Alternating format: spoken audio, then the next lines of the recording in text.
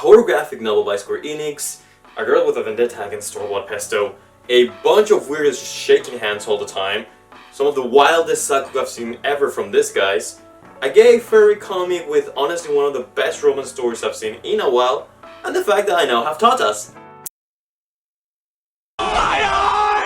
This is one of the many cool things 2023 has given me, and if this guy's anything to go by, I think it's a cool way to present them to you, and while we're at it you might find something new and cool that you'll enjoy as well. Call it plagiarism or inspiration, whichever you might. I just really want to make a video like this, and I do sincerely hope that you can walk out of it with some cool new things you want to try out after watching it. And also for the sake of giving this a little bit of a twist to keep things fresh and interesting, I will also try to stray away from things that I feel enough people have already talked about, mainly because of how incredible they are, so just don't expect anything from this guys on this list. And lastly, of course, these are the things that I experienced in 2023, not the things that exclusively came out of 2023. Okay, let's start with an honorable mentions round.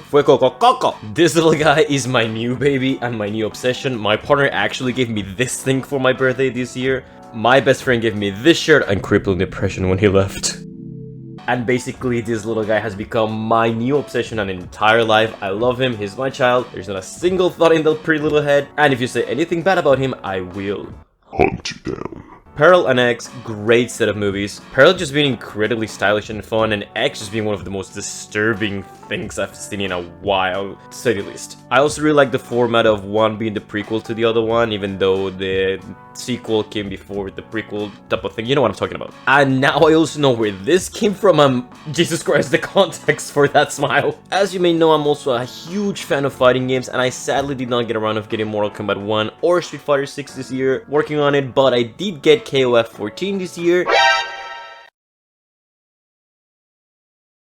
And look, Terror Bear's here, the gameplay's smooth, great game, awesome music, goes for dirt cheap, you can't really go wrong with it. Also the finals open beta was like the most fun 48 hours I had in a while with a shooter. Hi-Fi Rush was definitely the most fun I had with a game, and just the amount of comedy and style that game has is enough to fill me with an everlasting amount of glee. Oh, and well, I mean, of course.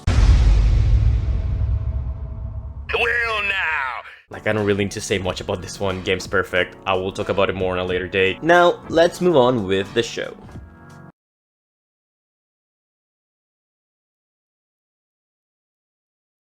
If you would have told me DC will officially issue a comic series based on the Batman and all of his adopted family on the same website I usually read my Korean hand, Lore Olympus, I would have definitely told you. Nah, man, what you talking about? This is for my furry stuff. Follow up, have you read Bonnie and Wolfie fall in love in the most cute way possible? CRC Payne's Wayne Family Adventure is a more cartoony slice of life of the Bat family with a lot of vigilante hijinks and cozy family scenes, peppered with more serious stories that honestly caught me off guard. From Damian Wayne actually struggling to make friends and how every member of the family really tries to help him out, to even Jason Todd, my favorite character in this comic, facing his PTSD from his murder by the hand of the Joker in an honestly heartbreaking collection of moments of him falling deeper and deeper into trauma, and also how his family is just there for him, helping him to get over it with what I consider to be genuinely good advice. And also, if you're like me and you don't read much comics generally, it is a great way to get to know more characters that have yet to make their way into more streamlined media like Cassandra Cain or Stephanie Brown, something I genuinely appreciate about this comic. On the flip side, we have the furry comic about a bunny and a wolf. Wait, I swear this is going somewhere. Wait.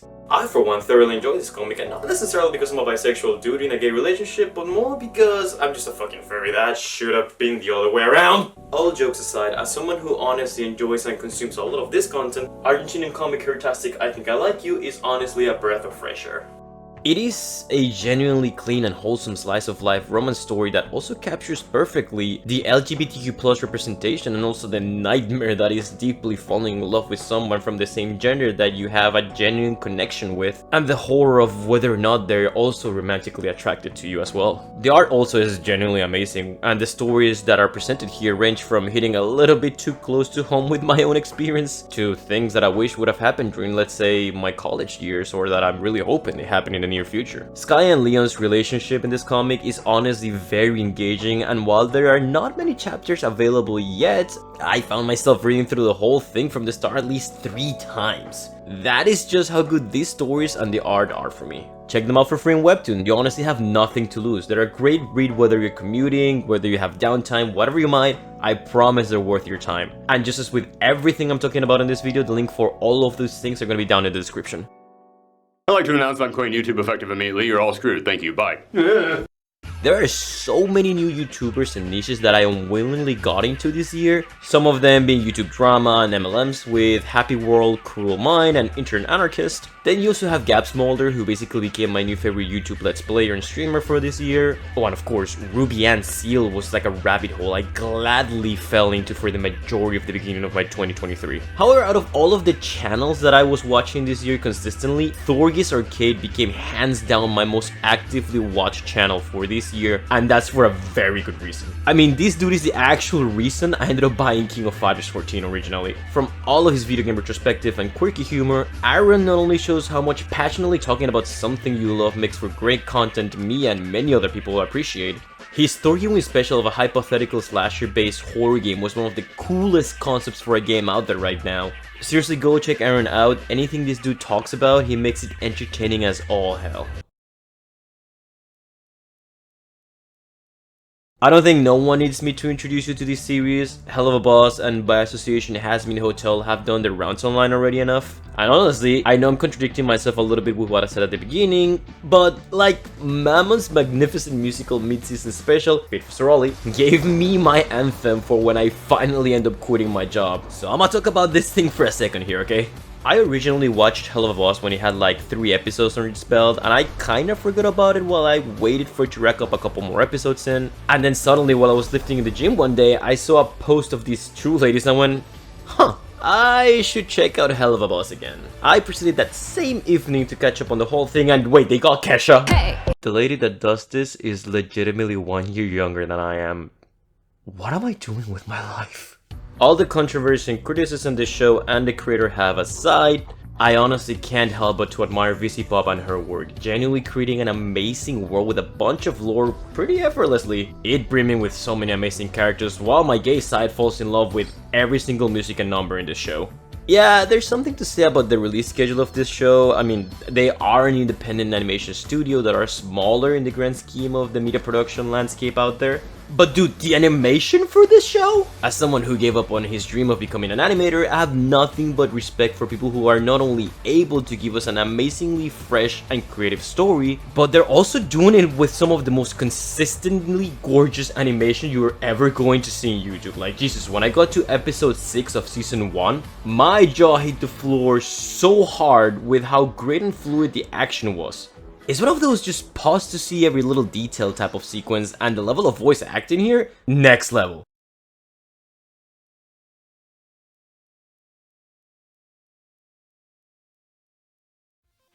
Now, fun fact, I actually finished this script the day before Scott Pilgrim Takes Off premiere on Netflix. And I mean, at first I honestly did not think I would like the show that much. Like, I knew I was going to enjoy it, but boy did this show ever shut me the hell up. In case you've been living under a rock, I guess. Scott Pilgrim is about the titular character falling in love with Ramona Flowers, the girl of or from his dreams. But in order to date her, he needs to defeat her 7-year-old exes. Originally a comic, this IP also had a very successful movie on the 2010s, and most of the actors from that movie actually reprised their roles on this project. Also borrowing a lot from the game that came out of it as well, this is yet another iteration from a newer tale as well as time, with not many changes to its adaptation and not many new things to look forward to, but I mean, it's a great story and it's definitely very beautifully animated, so you know, even if it's pretty much more of the same, it's also very worth checking out. Not that you'll have much new to look forward to, definitely, but you know, even if the story is virtually the same.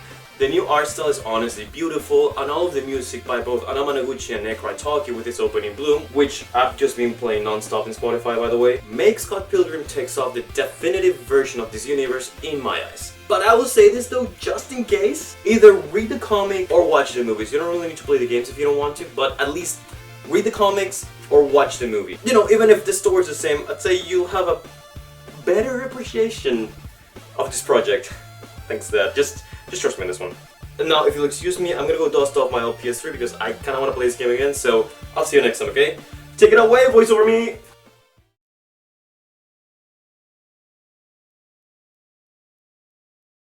Okay, now, if Helluva Boss animation is something simply outstanding that happens to be in YouTube, the level of hype and polish Rise of the TMNT has is something I could only really describe as...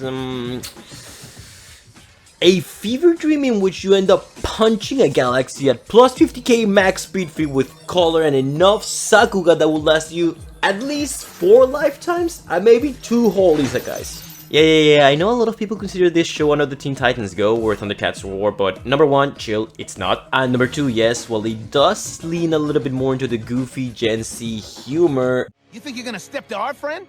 Rookie mistake, hoss. And if you step to my friends for stepping to you, for stepping to me, you gonna have to step to me.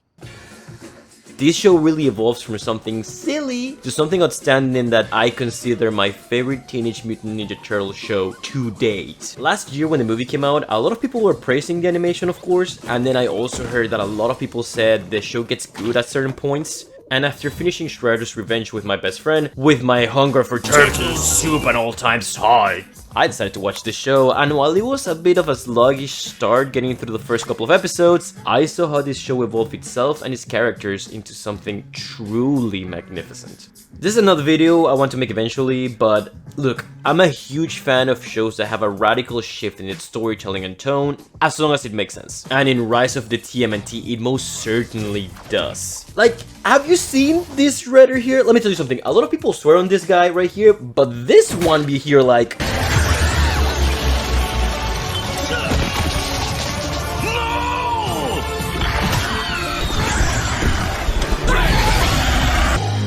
Your essence will soon be mine.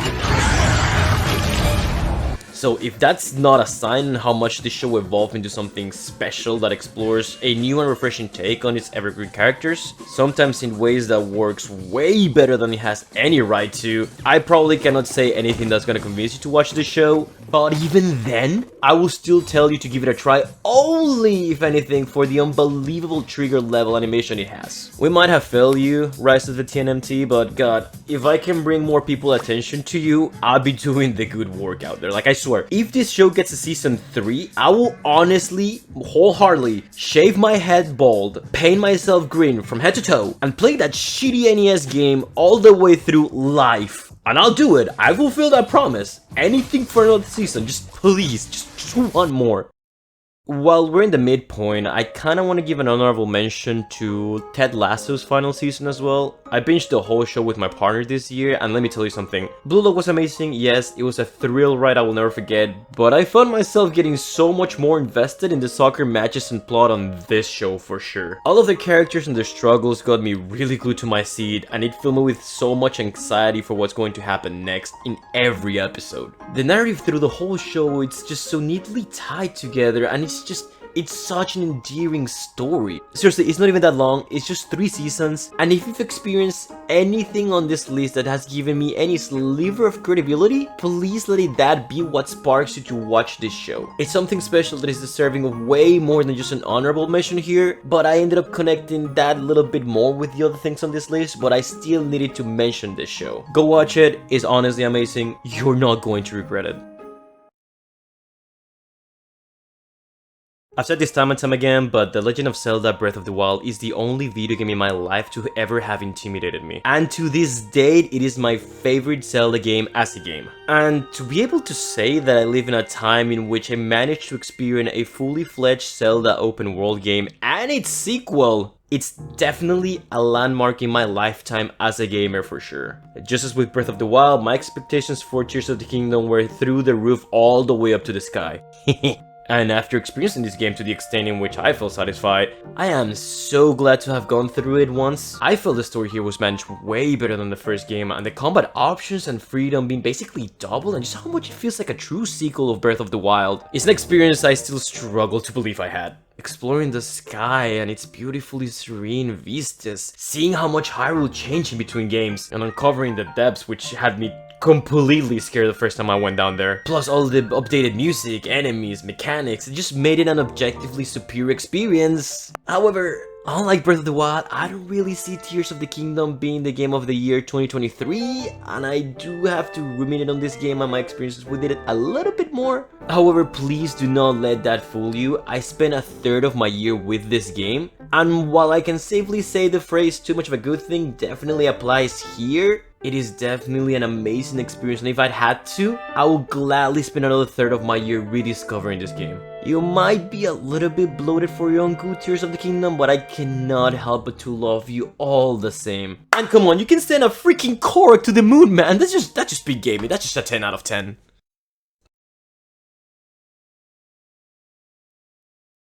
Okay, Shokugeki no Soma.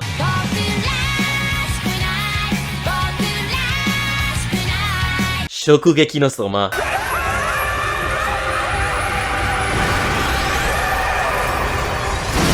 This has been one of those anime that have been on my radar for the longest time, and I honestly was just expecting a show like Yu-Gi-Oh's levels of stupid, and to an extent, I did get that, and I also knew beforehand how good the food was, if you catch my drift. But to my surprise, I was hooked from the very start of it. If there is one thing this show legitimately excels at, once you pass the raunchy parts of it of course, is the music, the food, and more than anything, its characters. Yeah, like, no shit, the food in an anime all about food is top tier, and of course they will go all out with the music, but I never expected to end up loving this cast as much as I did. It does do the thing a lot of shonen anime do, in which every character except for a handful of them don't really matter that much for the story, and Jesus, that last season's glaring problems. However, Yukihira Soma legitimately became one of my favorite shonen protagonists out there. You see, normally most, if not all, shonen protagonists are all about the power of friendship, training hard, never give up, all that shit. And Soma does have those qualities too, yes, but he's also kind of an asshole. So, my name's Soma Yukihira.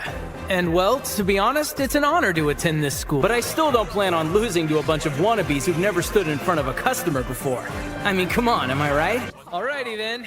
See a few of you at graduation. Oh, you think so? Huh? I appreciate that about him, but definitely my favorite thing about this guy is what he represents. To not fear failure. Unlike most shonen anime in which they have their main characters start out strong and then being put on their place, Soma loses way more than you might think in the story. Like, alarmingly so. But it has the weird effect of you end up rooting for him that much more and wanting him to see overcome his trials. My dude here might not win all the time, but let me tell you something, when he does, it matters. It also does one thing that I believe is the mark of any good story. It inspired me to better myself. Like, I'm not even kidding, Shokugeki no Soma legitimately made me want to learn how to cook better and how to show affection to the people in my life through my cooking. And yes, I know the fan service is going to be a little bit too much for some people, but if you're able to see past that, and trust me, I know how hard it is, I promise the story you're going to find here is way more impactful than you think. Also, just gonna say it, some of the best endings I've seen in shonen anime ever. Like, they are ridiculously good.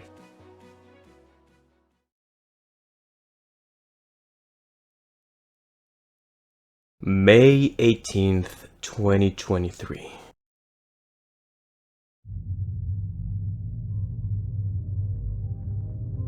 Along the shore the cloud waves break. The twin suns sink behind the lake. The shadows lengthen in Carcosa. Strange is the night where black stars rise, and strange moons circle through the skies. But still stranger still is lost Carcosa, song that the Hyades shall sing, where flap the tatters of the king, must die unheard in dim Carcosa. Song of my soul, my voice is dead. Die thou, unsung as tears unshed shall dry and die in lost Carcosa.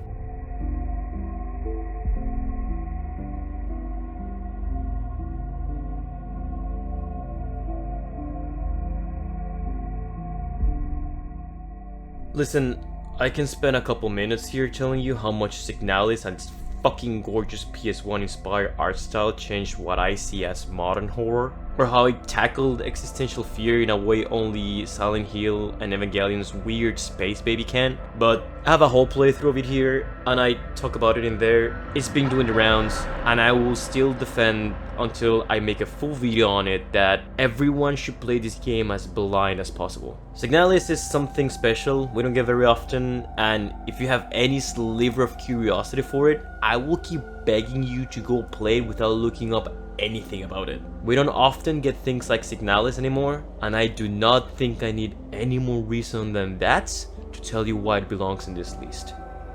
I wear no masks, and things have learned to walk, which ought to crawl.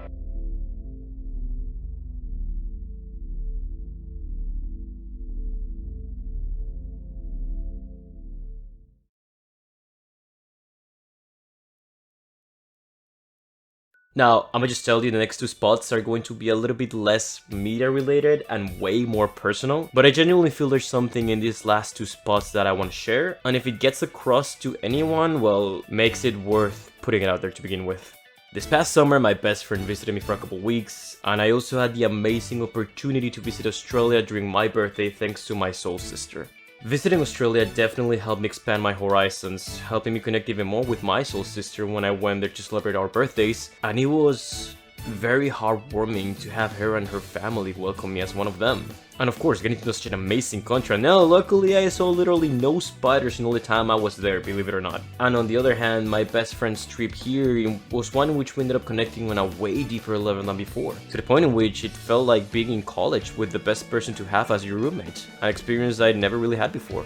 Both of these reminded me of how important it is to spend time with the people that are so close and important to your life. Both have become maybe my most treasured memory for this year and the biggest contributor to my personal development. But if you do want to put it in better words, this spot is about how close I got with the people in my life this year, and how much our friendships were affirmed. How sometimes you have to take a chance to open up to the people around you and engage with them. Trust me, I know as much as the next person how much the people in this world can suck at times, but the memories and connections we can potentially have with someone, they make us. They define who we can become. And even if at the moment of you watching this video, you don't have anyone like that in your life, trust me when I say that as long as you're willing to keep trying, you are going to find someone to connect with. I had a lot of challenges this year for sure. So many things tested my mettle, my resolve, myself as an individual. But things never really felt too overwhelming because I always knew I had this wonderful bunch of gremlins there for me no matter what.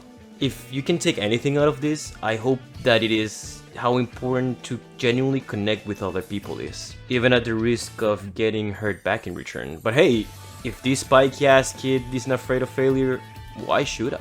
I genuinely hope for anyone out there that is struggling to connect with others, all the fortune and blessings needed to make it happen. But please, please believe me when I say you're gonna get there. It's going to happen.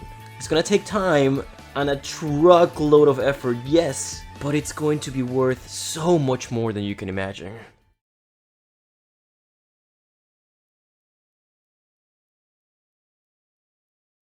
Now, I don't intend to make this a campaign on fitness to tell people to go and roll in the gym, lift heavy weights, go run or do crunches. No, that's not what this is about. So don't sweat it. See what I did there?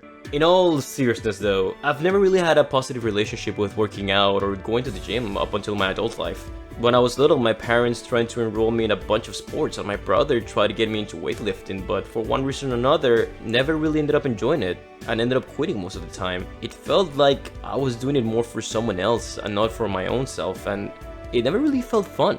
It wasn't until I was 27 when I put a considerable amount of weight that I started having this weird pressure in my chest. It was then that I was diagnosed with slight obesity and the potential risk of being hypertense by my 30s. That's when I knew I had to do something about it. That was the moment in which I decided that if anything, I needed to be more physically active for my own health, which is usually my #1 priority. And you can say that was the true beginning of me reconnecting with fitness again, with so many different aspects of my life. It was hard at first, my motivation was pretty much absent, but it wasn't really until I started going with some of my coworkers at the time that I finally had some semblance of enjoyment. Eventually, thanks to a very passive interest and with the help of some dear friends, I discovered the amazing world of calisthenics, which is basically when you use your own body weight for various workouts. I think push-ups and pull-ups are the most widely known examples of this. And then this is kind of when something clicked on my mind. I wasn't lifting weights, but I was having fun. It was challenging, yes, but rewarding? I will never forget the first time I did my first full set of 5 pull-ups and I felt like Yuji no Hanma. But basically, from here on out, I will start trying out different exercises, studying and asking advice from different people, on workouts and exercises. And it all culminated on a discipline I now have. Look, I understand quite well how much it sucks waking up early in the morning and going to the gym just to do the same shit all the time, every day, and you don't even like them. It takes forever for you to look decent if you ever even get there, and everything hurts, and then you're super self-conscious of people looking at you, and everyone looks way cooler while you're here looking like freaking Michelin's ugly nephew. And fuck, I tripped now. Everyone must think I shouldn't be here, and maybe they're right. Maybe I should not be here. I get it. I went through it, okay? But there were a couple things that got me through it. Good music pumped me out a lot, going with friends that will come and check up on me. More than anything though, it was finding things I enjoyed doing. I like jogging, so I started to find music that I liked running to. I started lifting my own body weight while listening to heavy metal. I tried going late at night or during lunchtime so I had more time for my hobbies throughout the day. And if anything, I just kept repeating to myself that at least this is helping me not be hypertense at 30s. And I just kept going, one day at a time. I'd find a new song that I felt I could lift to, a good book to read on the Kindle while I was on the treadmill. And then before I even realized it, pants were just that little bit more loose. People were asking me if I started working out or telling me that I was looking good. Listen, you do not need to go to the gym if you genuinely do not want to. You only need to find that one thing you like doing. Everything else after that is gonna fall into place. It can be walking, riding a bike, streaming, dancing, whatever you find enjoyable. Bring a friend along too, make it a group thing if you have to. Ever since I started to look for ways to keep myself fit, I discovered yoga. I've reconnected with martial arts thanks to one of my best friends. Shout out to you, coach. Discover bouldering, and I'm in a point in which if I don't work out, I genuinely feel like I'm going insane. I'm not trying to be an influencer here, really I'm not, but working out does not need to suck. You can find enjoyment if you give it an honest try. It has helped me connect to so many people, and yes, I have stumbled and failed. I am nowhere near where I want to be with how I look, but I am just that bit more happy about how I look now. I'm 32 and my health checkups all come out all green. And listen, even if being physically active or working out isn't for you or is something you're genuinely not capable of doing, that also is totally okay. There are plenty of people out there that can be healthy without needing to work out at all. But I still feel that there's this stigma about working out, that it has to be this horrible and dreadful thing when in reality it doesn't have to. The thing that I've enjoyed the most this year for sure is how much joy and fun working out has brought me, and how much it has helped me to reconcile with a side of me that I gave up on years ago. I've always wanted to be big and strong, to be someone that could defend myself and the people and things I believed in. I want to be 40 or 50 and be able to run around with my kids. That's why I work out, because it helps me bring out the best version of myself each day. It also helped me connect closer to all the media that I love. Dude, blasting anime music, game music, or whatever you might when you're like working out and lifting weights, running or whatever, it makes you appreciate all of those things at least 10 times more. It's the closest you're going to ever feel like, let's say, the freaking Straw Hat Pirates just rooting on you to just keep going. That challenge, that connection you make with it, without fearing failure, is a feeling I will never get enough of, and is by far the coolest thing in my 2023. And if at least it makes one of you a bit more willing to give it a try in any capacity, it's going to make me love it and doing this video that much more. Happy New Year, everyone, and here's for an amazing 2024. I hope you all have a great one. But in the meantime, it seems this is going to be or to be continued. Remember to hydrate, and I see you all next year. Be safe, okay? Jana!